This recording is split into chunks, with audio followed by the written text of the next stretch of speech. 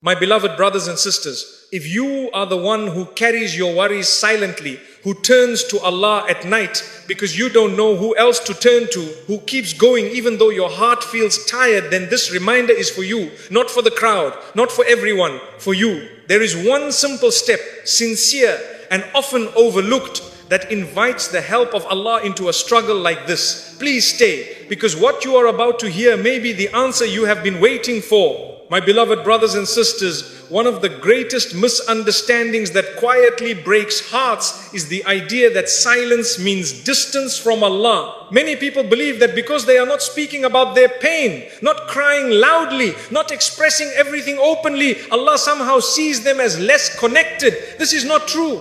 In fact, for many believers, silence is not a sign of weakness, it is a sign of restraint, dignity and deep trust. There are people who complain about every difficulty, and there are people who carry their pain with sabr. You may be the one who does not talk much about what you are going through, not because it does not hurt, but because you do not want to burden others, and because somewhere in your heart you still believe Allah knows. That belief alone is powerful. That belief is already a form of worship. Allah does not require you to explain yourself the way people do. People demand words. Allah understands hearts. He knows the weight you carry when you wake up in the morning and the thoughts that sit quietly in your chest when the world becomes silent at night. He knows the questions you ask yourself but never say out loud. He knows the tears you hold back and the strength it takes just to appear normal. Your silence does not mean Allah is unaware. It means your heart is speaking in a language only Allah fully understands. Sometimes the most sincere dua is not spoken on the tongue. It is carried in the heart day after day. Allah hears the dua that forms when you keep going despite feeling tired. He hears the dua hidden in patience. He hears the dua that lives inside endurance. And this is where the simple step begins. Before asking Allah to change your situation, you must recognize that He already knows it. Before wondering whether your struggle matters, you must believe that Allah has been watching you carry it all along. When this realization settles into the heart, something changes. The loneliness begins to soften. The heaviness no longer feels unseen. You stop feeling like you are fighting alone because you realize Allah has been present in every quiet moment you thought no one noticed. So never think that because you are silent, Allah is distant. Sometimes silence is exactly where Allah is closest. My beloved brothers and sisters, one of the most painful mistakes we make during silent struggle is believing that Allah only responds to loud prayers, dramatic changes, or visible actions. So when someone is suffering quietly, they assume their help will arrive later when they finally break down, when they finally speak up, when things become obvious. But Allah does not wait for noise. Allah responds to turning hearts. There are people whose tongues move often, yet their hearts wander far. And there are people whose tongues remain quiet, yet their hearts are constantly returning to Allah. Silent struggle does not delay Allah's help, disconnection does. And many of you listening are not disconnected. You are tired, yes, confused perhaps, but still turning back to Allah again and again. That turning back is powerful. The simple step that invites Allah's help is not volume, it is return. Each time the heart turns back to Allah instead of drowning in fear, something unseen happens. Each time you stop arguing with destiny and start placing your trust with Allah, the heart softens. And Allah loves that softness. Allah loves a heart that returns even when it is tired. Allah describes this type of connection in the Quran when He says, فَإِنِّي قَرِيبٌ لَا أُجِيبُ دَعْوَ لَدَّى إِذَا دَعَانِ. Indeed, I am near. I respond to the call of the caller when he calls upon me. My brothers and sisters, notice something important here. Allah does not say, I respond when the call is loud. He does not say, I respond when the words are perfect. He says, when He calls upon me, even if that call is whispered, even if it is confused, even if it is repeated with the same pain every night. Your silent return to Allah is still a call. Your exhausted Ya Allah is still a call. Your decision to turn back instead of giving up is still a call. And Allah promises response, not always in the way you expect, but always in the way your soul needs most. Sometimes Allah responds by calming the heart before changing the situation. Sometimes He responds by protecting you from what you don't see. Sometimes He responds by delaying, not to punish, but to deepen reliance. But never think that because your struggle is quiet, your call is ignored. This is why this lesson is longer than the first, because many hearts are wounded by the belief that silence equals distance. It does not. Allah is near in silence. Allah is near in confusion. Allah is near when the heart turns back without knowing what comes next. So if you are struggling in silence, do not wait for the right moment to turn to Allah. You already have. And that return, even in weakness, is exactly what invites His help. One of the deepest reasons silent struggles become unbearable is not the pain itself, but the loneliness of carrying it alone. Many people do not suffer because they lack faith. They suffer because they believe they must handle everything by themselves. They think asking Allah for help means they have failed. They think relying on Allah means they are weak. But this understanding is upside down. In reality, strength begins the moment you stop pretending you can survive without divine support. There is a quiet pride that sometimes enters the heart during hardship. Not arrogance, but self-pressure. The pressure to be strong, the pressure to manage, the pressure to not collapse. You tell yourself, others are depending on me. I cannot slow down. I cannot break. And slowly, silently, the heart grows tired. Not because Allah placed too much on you, but because you placed too much on yourself. The simple step that invites Allah's help at this stage is admitting need sincerely, privately, without shame. You do not need to announce it to people. You do not need to explain it to the world. You only need to admit it to Allah. To say, oh Allah, I cannot carry this the way I am carrying it. I need you. This admission is not weakness. This admission is worship. It is the essence of servitude. Allah reminds us of this reality in the Quran when He says, وَمَنْ يَتَوَكَّلْ عَلَى لِلَّهِ فَهُوَ حَسْبُهُ. And whoever places his trust in Allah, then He is sufficient for him. Reflect deeply on this promise. Allah does not say He will be partially sufficient. He does not say He will help a little. He says He is enough. Enough for the fear you cannot explain. Enough for the pressure you feel every morning. Enough for the nights when your mind does not rest. Enough for the responsibilities that feel heavier than your heart. But this sufficiency is unlocked when trust becomes real, not theoretical. Tawakkul is not saying, I trust Allah, while still gripping everything tightly inside. Tawakkul is loosening that grip. It is doing what is required of you, then stepping back and allowing Allah to manage what you cannot. It is telling your heart again and again, I am not alone in this. Many people delay Allah's help not because Allah withholds it, but because they refuse to let go. They hold on to fear as if it protects them. They hold on to control as if it guarantees safety. But fear exhausts and control suffocates. Trust, on the other hand, creates space. And in that space, Allah's help enters. Sometimes Allah helps by changing circumstances. Sometimes He helps by changing how you carry them. Sometimes He helps by giving clarity, sometimes by giving calm, but He always helps the heart that finally stops struggling against reliance and begins resting within it. So if you are struggling in silence, ask yourself honestly, have I truly handed this to Allah, or am I still carrying it alone while asking Him to watch? The moment you release what you were never meant to hold by yourself, you invite Allah's sufficiency into your life. And when Allah becomes enough, even the hardest paths become walkable. This lesson matters deeply because many hearts do not need new solutions. They need permission to stop carrying everything alone. And Allah has already given that permission.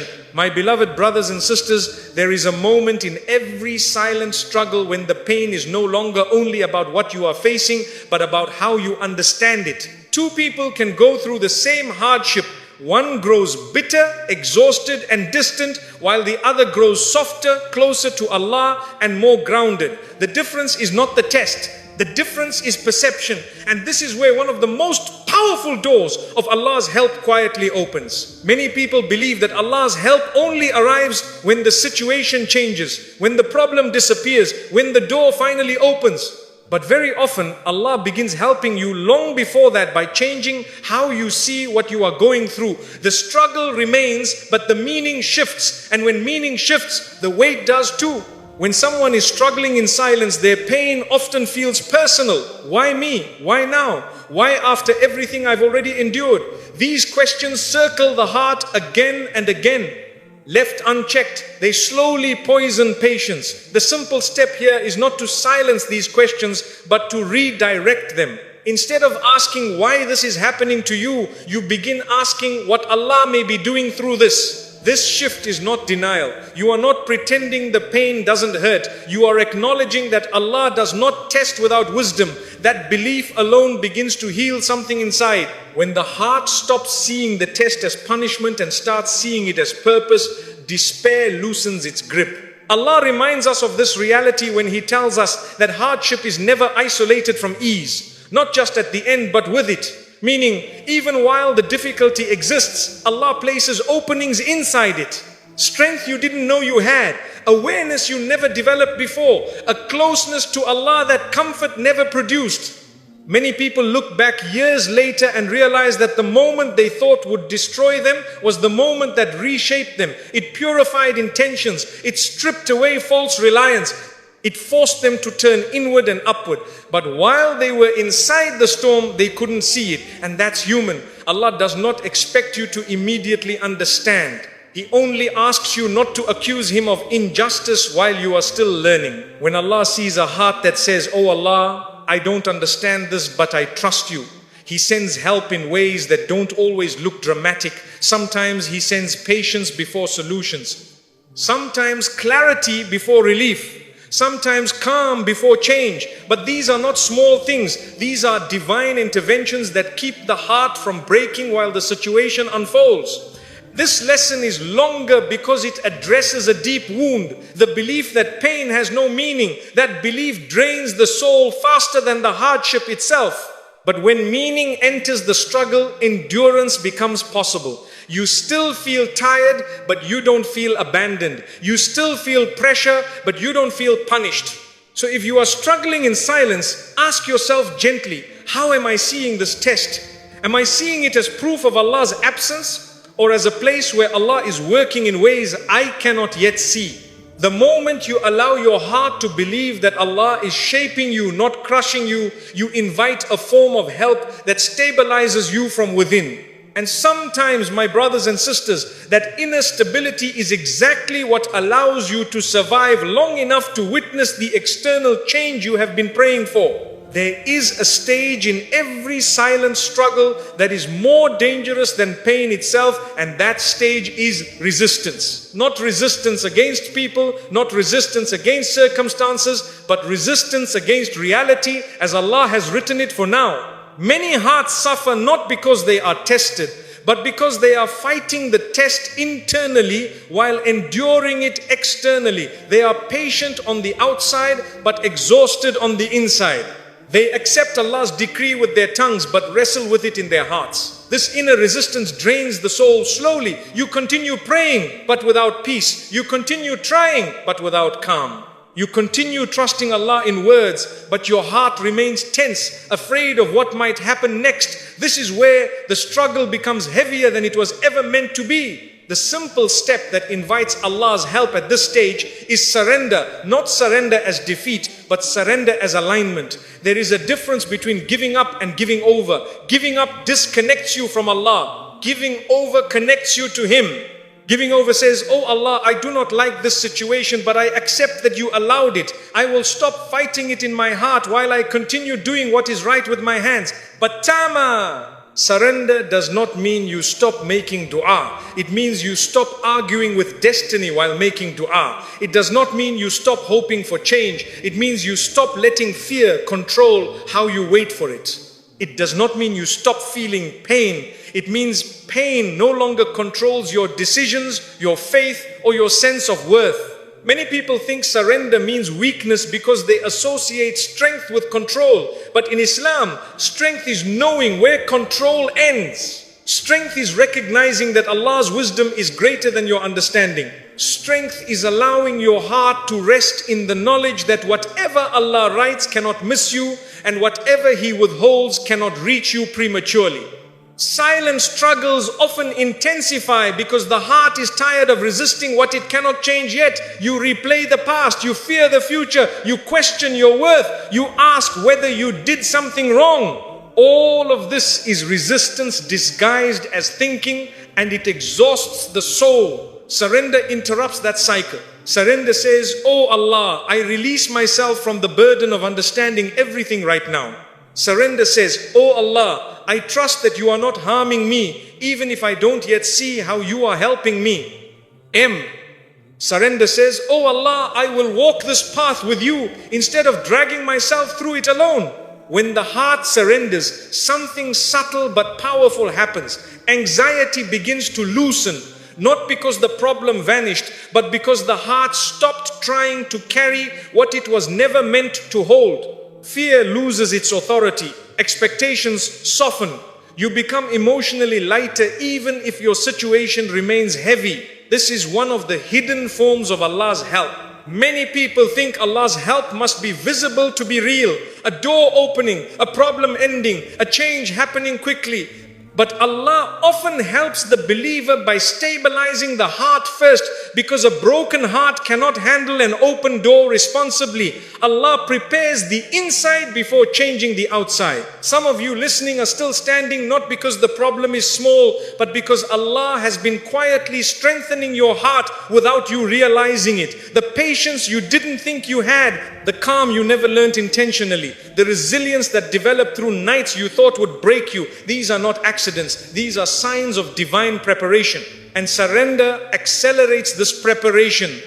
When you stop resisting the test internally, Allah often shortens it externally. And even when He doesn't, He makes it lighter to carry.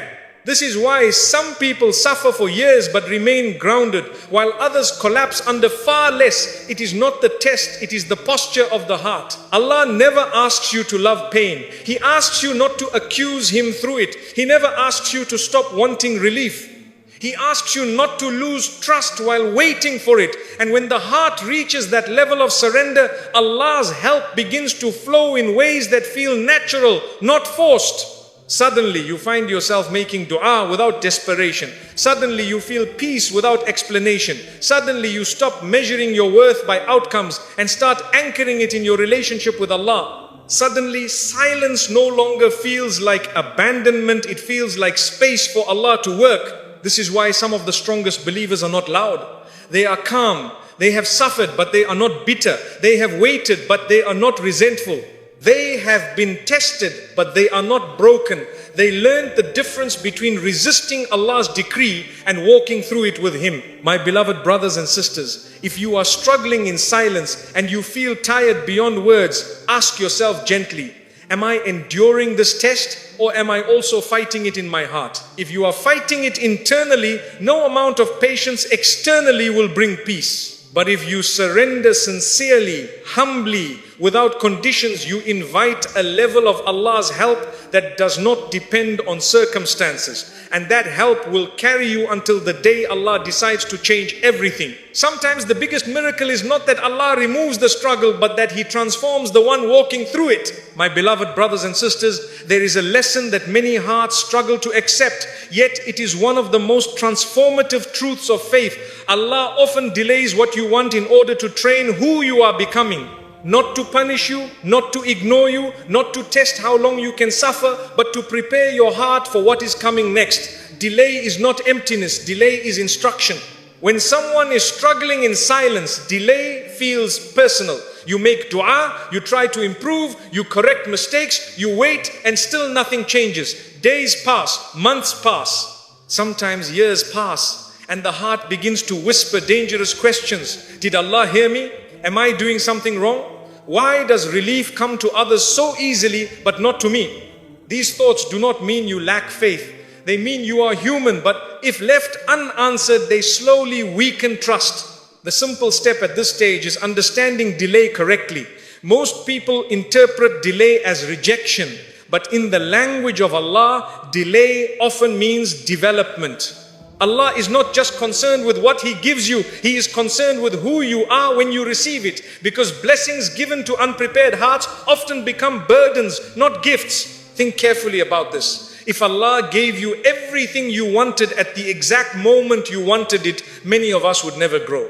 We would remain emotionally fragile, spiritually shallow, and dangerously dependent on outcomes instead of Allah Himself. Delay forces the heart to mature.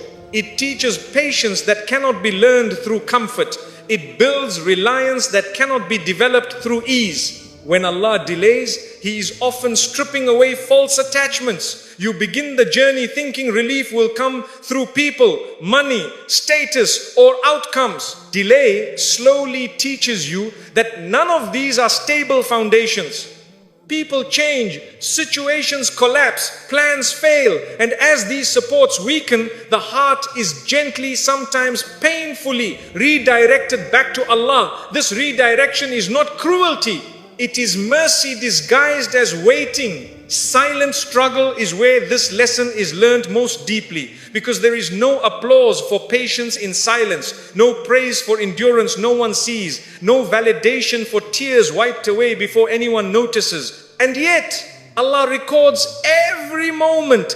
Every night you went to sleep worried. Every morning you got up anyway. Every time you chose not to sin even though you were tired of being strong. These moments shape the heart more than ease ever could. Allah does not rush His servants because Allah does not work with shortcuts. He works with foundations, and foundations take time. Many people think they are waiting for Allah to change their situation, when in reality Allah is waiting for their heart to reach a certain level of readiness. Readiness does not mean perfection, it means humility. It means emotional steadiness. It means the ability to receive without arrogance and lose without collapse. Delay teaches these qualities slowly, layer by layer. This is why some doors remain closed even when you knock correctly. Not because Allah is unfair, but because walking through that door too early would harm you. You would attach your worth to it. You would forget Allah once comfort arrived. You would rely on the blessing instead of the giver. Allah protects His servants from that kind of loss even when they don't understand it at the time. In silence, delay feels heavier because you don't have explanations. People around you may move forward while you remain in place. Their lives seem to progress while yours feels paused. This comparison is dangerous because Allah does not write lives in parallel lines. Each soul has its own pace, its own training, its own story. Measuring your delay against someone else's timing will only steal peace. Allah knows exactly how much waiting your heart can handle, and He knows exactly when to intervene. He does not miscalculate, He does not forget, He does not overlook tears shed in the dark. Delay is never random, it is precise, it is measured, it is intentional. And here is something many people don't realize. Sometimes Allah delays relief because the delay itself is what saves you. During the waiting period, sins are avoided that you might have fallen into. Relationships are removed that would have destroyed you later. Decisions are prevented that would have taken you far from Allah. You may never see what you were protected from, but protection unseen is still protection. When the heart understands this, waiting changes. It still hurts, but it no longer feels pointless. You stop rushing Allah. You stop setting deadlines for divine mercy. You stop telling yourself, if it doesn't happen by this time, I will lose hope. Hope tied to timelines is fragile. Hope tied to Allah is unbreakable. The simple step here is remaining consistent during delay. Not intense for a few days, then exhausted. Not emotionally strong, only when things feel hopeful, but quietly consistent. Still praying, still making dua, still avoiding what displeases Allah, still returning even when nothing seems to move. This consistency during delay is one of the strongest invitations of Allah's help.